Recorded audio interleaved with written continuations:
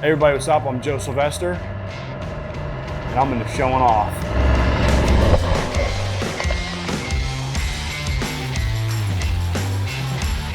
Welcome to my race shop. The 6,000 square foot Canfield Speed Farm has housed everything from the Bad Habit monster truck to now my high octane coffee, Amsoil, FK Rod, and sprint cars. So I try to keep one piece of everything that I've ever raced or driven, if possible. Here are two different sides of the Bad Habit monster truck. The one on the right is from 2013, when I broke the Guinness World Record for the longest jump in a monster truck for the second time.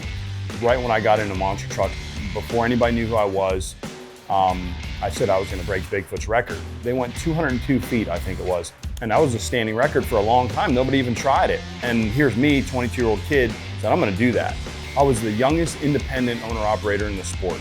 I took a bank loan. I got a toter home, a trailer, and an old crappy monster truck that every dime that I made doing shows went back into the truck. I went out there, young, tattooed, mohawk, punk rock kid, and just drilled my truck into the ground every single night. I didn't care if I had to stay up all night long, fix it, cobble it together. Throughout my entire 20s, that's what I did, 45 weeks out of the year. And my practice jump went terribly wrong. You name it, I destroyed it. The truck was just a balled up mess. I literally put the truck back together with a stick welder, and whatever I had in my trailer, I stayed right there in the field, we just worked on it every single day, all the way up until the day of my jump. Came back and made a world record jump of 208 feet. My second one was 237. Something about getting in a truck like that, I sit and I get comfortable in my world, you know. Monster truck, it's pretty much full throttle, wide open all the time. Racing, I don't think you could ever be like that all the time, especially racing sprint cars. Here's my wing car, fully prepped, ready to go for Sharon Speedway this weekend.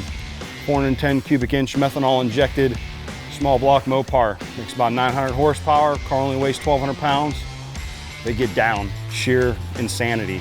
And this, even crazier, is my non-wing sprint car. And there is a certain level, and especially in sprint car racing, where you can't think about what's happening. You have to be so mentally prepared that your body and your muscle memory, everything, it just happens automatically because it is happening so fast. If you think about it, it's too late. But you have to go out there and be calm and collected and not just say, I'm gonna go win, win, win, win, win. You have to say, okay, how am I gonna win? I'm a firm believer in hard work beats talent when talent doesn't work. Your ability is only gonna get you so far. Part of life is figuring out what that ability is and then capitalizing on it, but you have to work hard at it. You have to continually try to get better at what it is that you're doing.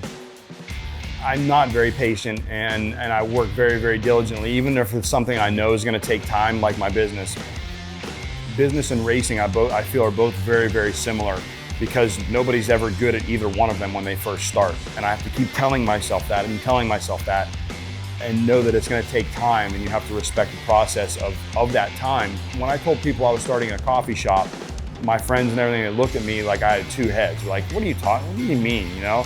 I'm like, just wait till you see it, what my version of a coffee shop is.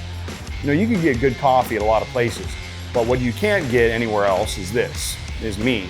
The personalities that are behind the counter, the stuff that's on the walls, the whole entire general vibe, the music, the car shows. You don't get that at any other coffee shop in the world. And that's by design. I'm always trying to provide the best customer experience for everybody that comes here. So from that aspect, it's just like trying to win a race. Whether or not you're beating any competition or not, it's all about progression every day. It's who I am, it's what I do, I don't question it, and it's what makes me feel alive. And the day I can't do that anymore, I might as well be dead.